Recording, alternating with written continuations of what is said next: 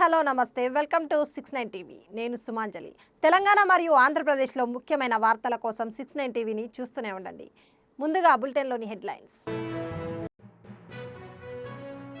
నైరుతి బంగాళాఖాతంలో దిత్వా తుఫాన్ కేంద్రీకృతం దక్షిణ కోస్తా రెడ్ అలర్ట్ 6 జిల్లాలకు ఫ్లాష్ ఫ్లడ్ హెచ్చరిక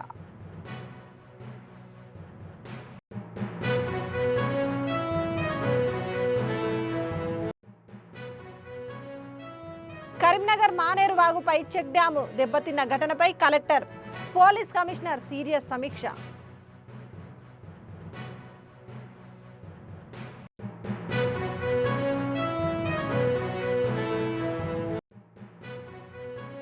మేడారం జాతరపై సీఎం రేవంత్ సమీక్ష నాణ్యతపై రాజీ లేదని స్పష్టం గద్దెల వద్ద ఫ్లడ్ లైట్లు పచ్చదనం అభివృద్ధికి ఆదేశాలు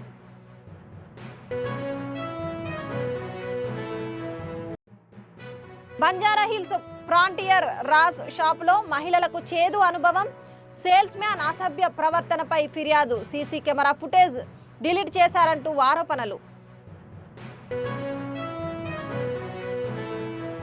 ఇక డీటెయిల్స్లోకి వెళ్తే నైరుతి బంగాళాఖాతంలో కేంద్రీకృతమైన దిత్వా తుఫాన్ రాగల 24 గంటల్లో తమిళనాడు దక్షిణ కోస్తాలో కేంద్రీకృతమైంది దీని ప్రభావంతో దక్షిణ కోస్తాలో 60 కిలోమీటర్ల వేగంతో గాలులు భారీ వర్షాలు ప్రకాశం నెల్లూరు జిల్లాలకు రెడ్ అలర్ట్ వాతావరణ శాఖ అధికారులు ప్రకటించారు గుంటూరు సహా 6 జిల్లాలకు ఫ్లాష్ ఫ్లడ్ అలర్ట్ జారీ అయింది దక్షిణ కోస్తా పోర్టులో 3వ నెంబర్ ప్రమాద హెచ్చరిక కొనసాగుతుందని విశాఖ తుఫాను హెచ్చరికల కేంద్రం అధికారి జగన్నాథ్ కుమార్ తెలిపారు ఈరోజు నైరుతి బంగాళాఖాతం అనగా తమిళనాడు పుదుచ్చేరి తీరానికి సమాంతరంగా ప్రయాణిస్తుంది ఇది ప్రస్తుతానికి తమిళనాడులోని కడలూరుకు 100 కిలోమీటర్ల దూరంలోను కరైకల్కు 100 కిలోమీటర్ల దూరంలోను పుదుచ్చేరికి 110 కిలోమీటర్ల దూరంలోను చెన్నైకు 180 కిలోమీటర్ల దూరంలోను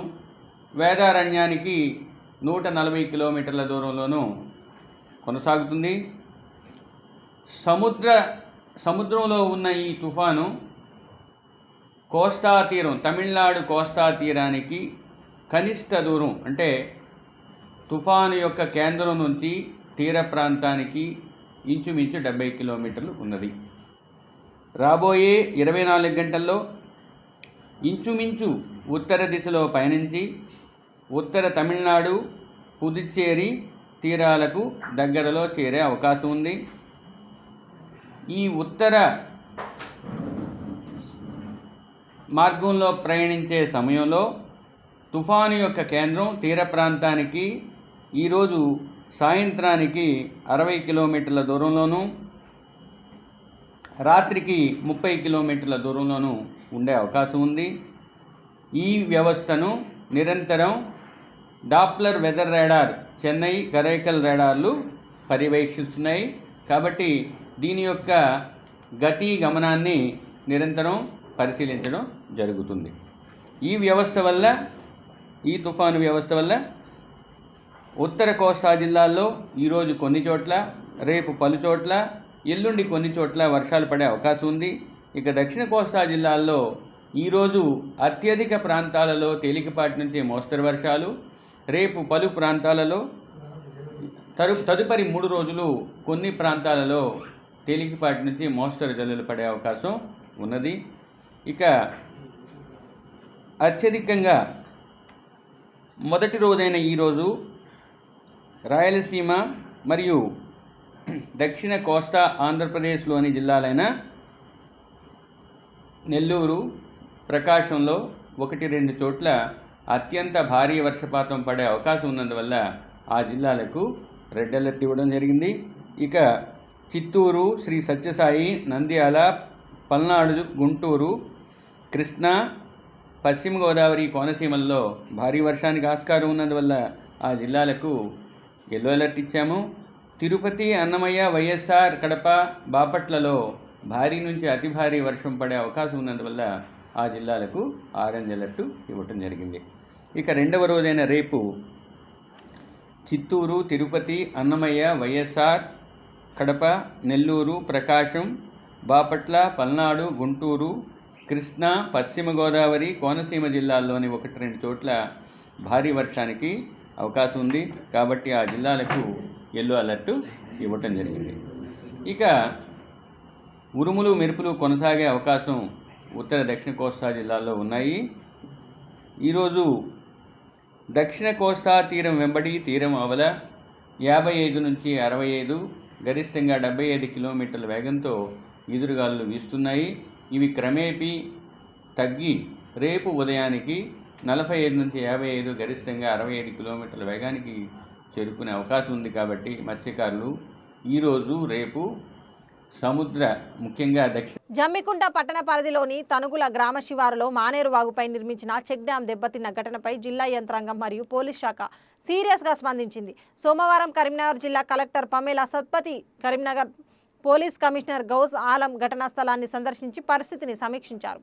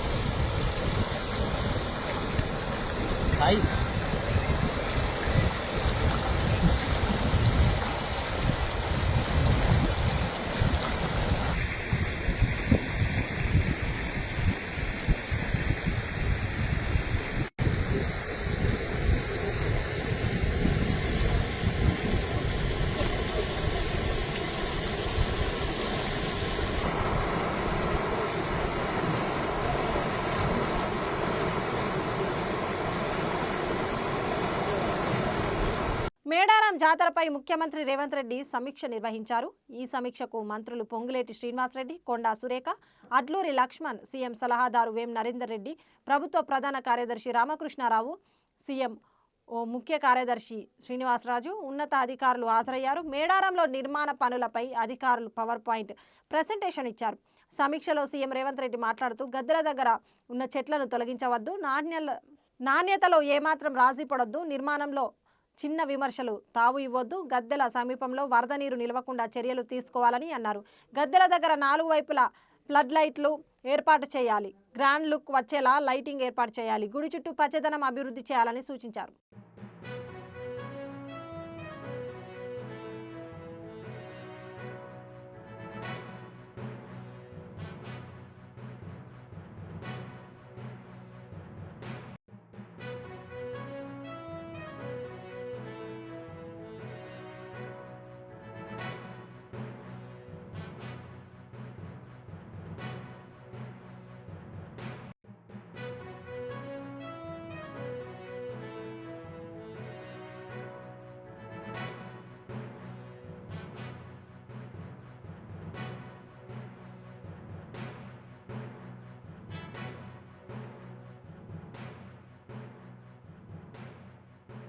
బంజారా హిల్స్లోని ఫ్రాంటియర్ రాస్ షాప్లో మహిళలకు చేదు అనుభవం ఎదురైంది.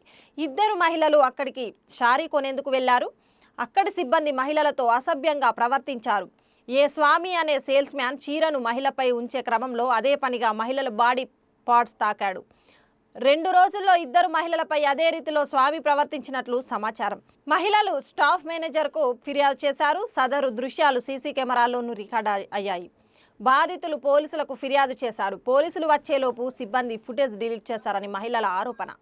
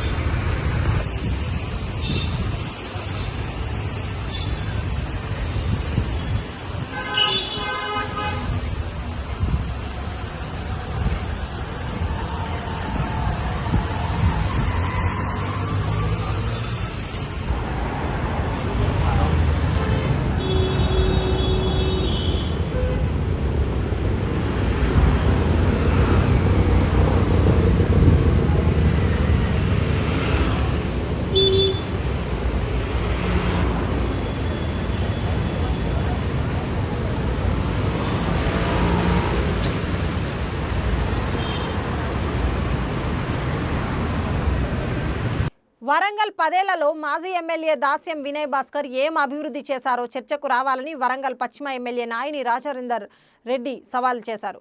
60వ డివిజన్లో 1.60 లక్షల రూపాయలతో పలు అభివృద్ధి పనులకు ఎమ్మెల్యే నాయని రాజేందర్ రెడ్డి శంకుస్థాపన చేశారు. ఈ సందర్భంగా ఎమ్మెల్యే రాజేందర్ రెడ్డి మాట్లాడుతూ వడ్డెపల్లిలోని మాజీ ఎమ్మెల్యే వినయ్ భాస్కర్ ఇంటి చుట్టూ కూడా తానే అభివృద్ధి పనులు చేశానన్నారు. బీఆర్ఎస్ 10 ఏళ్లలో చేయలేని అభివృద్ధి పనులను కాంగ్రెస్ ప్రభుత్వం 2 ఏళ్లలో చేసిందన్నారు.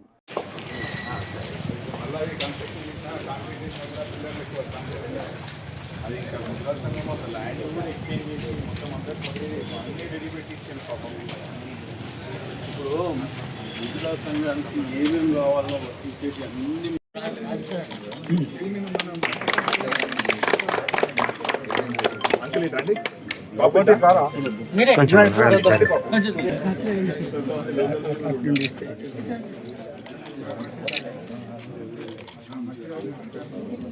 Okay sir. స్వామి జరగరా స్వామి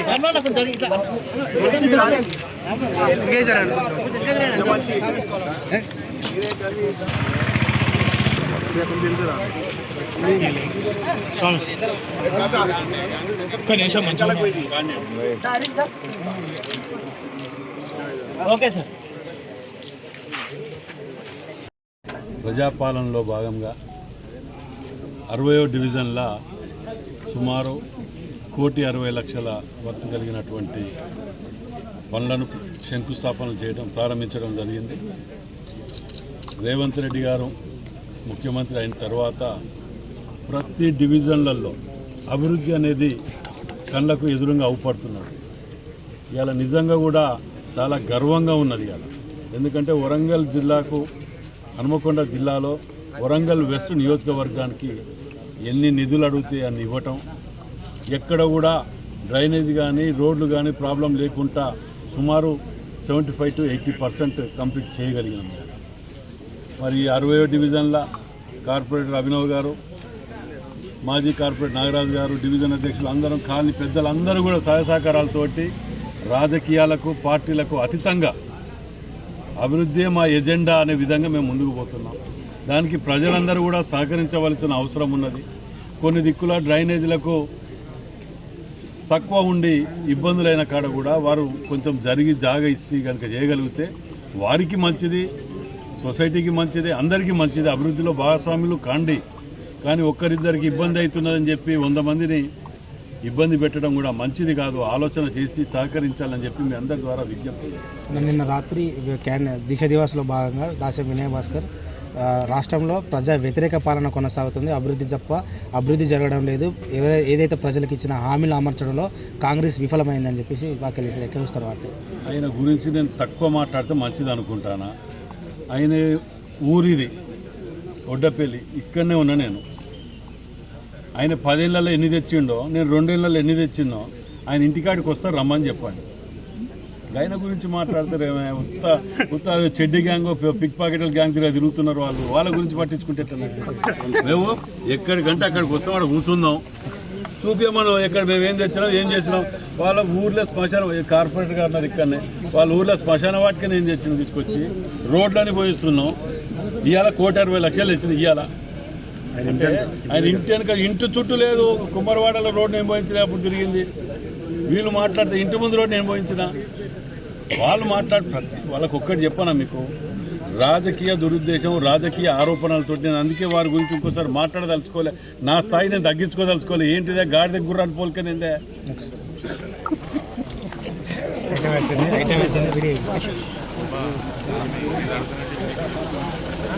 సూర్యాపేట జిల్లాలో సర్పంచ్ నామినేషన్ ప్రక్రియలో ఉద్రిక్తత. కాంగ్రెస్ నాయకులతో ఎన్నికల సంఘం అధికారులు కుమ్మక్కయ్యి బీఆర్ఎస్ పార్టీ అభ్యర్థుల నామినేషన్ తిరస్కరిస్తున్నారని నాయకుల ఆరోపణలు. సూర్యాపేట జిల్లా ఆత్మకూరు మండలం పాతర్లపహాడ్ గ్రామ పంచాయతీలో సర్పంచ్, వార్డు మెంబర్లుగా నామినేషన్ వేసిన బీఆర్ఎస్ పార్టీ అభ్యర్థుల దరఖాస్తులను తిరస్కరించిన ఎన్నికల సంఘం అధికారులు. కాంగ్రెస్ పార్టీ నాయకుల అండతో అధికారులు ఉద్దేశపూర్వకంగా దరఖాస్తులు తిరస్కరిస్తున్నారని ఆరోపిస్తూ వాగ్వాదానికి దిగిన స్థానిక నాయకులు.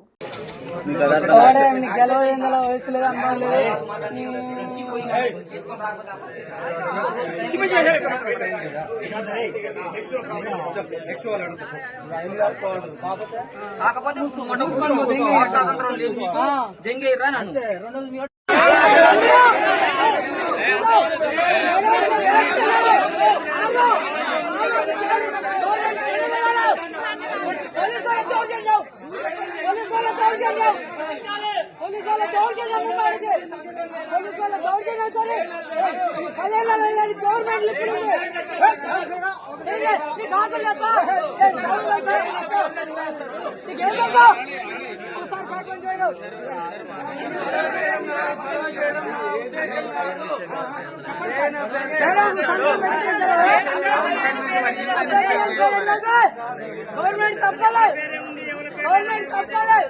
చదువుకుందా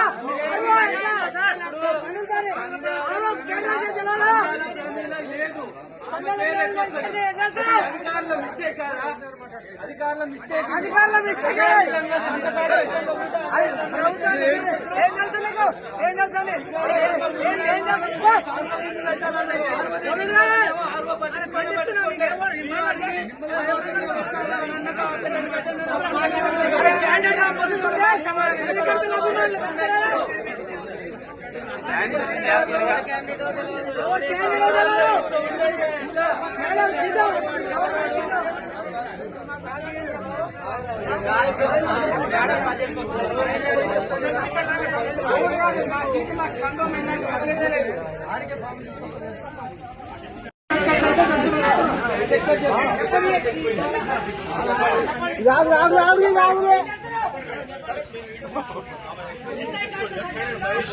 చెప్పేది ఫస్ట్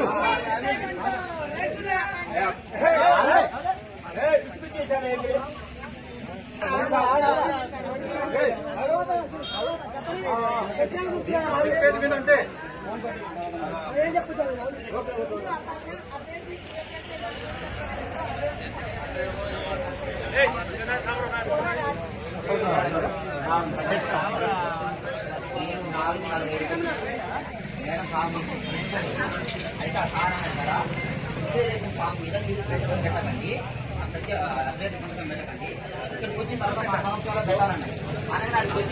వచ్చిన తర్వాత మేడం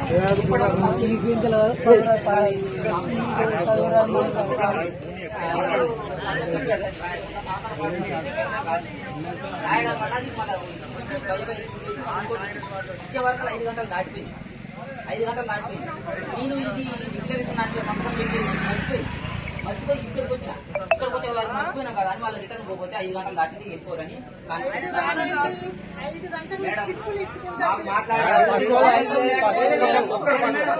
ఈయన విషయం ఈయన మాట్లాడారు. లేకపోతే వెళ్ళిపోతాం మేడం. లేదని చెప్పండి మీరు మేడం. మీరు కలెక్టర్ సమక్షంలో మొత్తం ఎంత ఎట్ట మీరు ఎట్ట తప్పు నింపుతారు, మీరు ఎట్ట తప్పు నింపుతారు. కనీసం ఆధార్ కార్డుకు గట్టిగా మీ సమక్షంలో ఎందుకు మాకు సంతకం పెట్టుకోలేదు? ఈ చట్టాన్ని బయట రాసుకోవాలి. డిక్లరేషన్ సంతకం మీరు రాబి అన్న సార్ మేము నింపుకొని వస్తాం. అధికారులు క్వశ్చన్ చేసేస్తారు.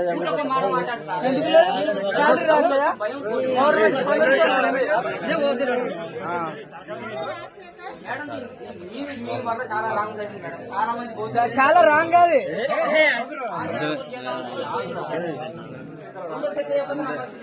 శ్రీ వరాహ లక్ష్మీ నరసింహస్వామి వారి దేవస్థానంలో ఏకాదశ పర్వదినాన్ని పురస్కరించుకొని సింహగిరిపై స్వామివారి తిరువీధి పల్లకి సేవ అత్యంత వైభవంగా నిర్వహించారు. ఈ సందర్భంగా శ్రీ వరాహ లక్ష్మీ నరసింహస్వామి అమ్మవార్లను సుందరంగా అలంకరించి పల్లకిలో ఉంచి నాదస్వర వేద మంత్రాలతో బేడా మండపంలో ఊరేగించారు. ఆలయ సహాయ కార్య నిర్వహణ అధికారి కె తిరుమలేశ్వరరావు, పర్యవేక్షణ అధికారి కె వెంకటేశ్వరరావు, స్థానాచార్యులు పండితులు అర్చకులు పర్యవేక్షణల ఈ పల్లకి సేవ కనుల పండుగ సాగింది.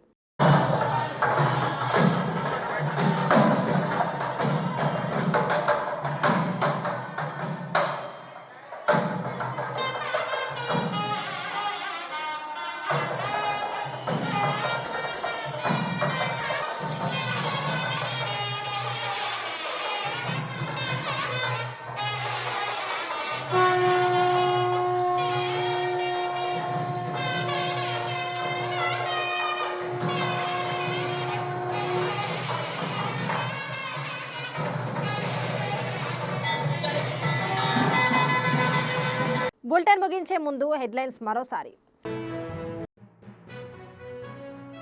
నైరుతి బంగాళాఖాతంలో దిత్వా తుఫాన్ కేంద్రీకృతం.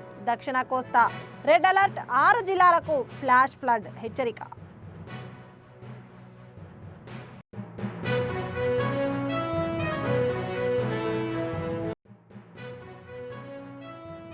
కరీంనగర్ మానేరు వాగుపై చెక్ డ్యాము దెబ్బతిన్న ఘటనపై కలెక్టర్ పోలీస్ కమిషనర్ సీరియస్ సమీక్ష.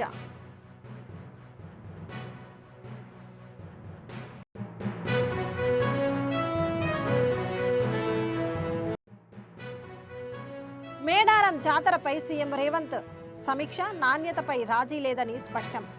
గద్దెల వద్ద ఫ్లడ్ లైట్లు, పచ్చదనం అభివృద్ధికి ఆదేశాలు.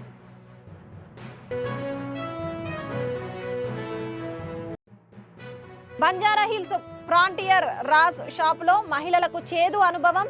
సేల్స్ మ్యాన్ అసభ్య ప్రవర్తనపై ఫిర్యాదు. సీసీ కెమెరా ఫుటేజ్ డిలీట్ చేశారంటూ ఆరోపణలు. ఇవి బులెటిన్ విశేషాలు. మరిన్ని అప్డేట్స్ కోసం చూస్తూనే ఉండండి 69 టీవీ న్యూస్. నేను సుమాంజలి, సైనింగ్ ఆఫ్.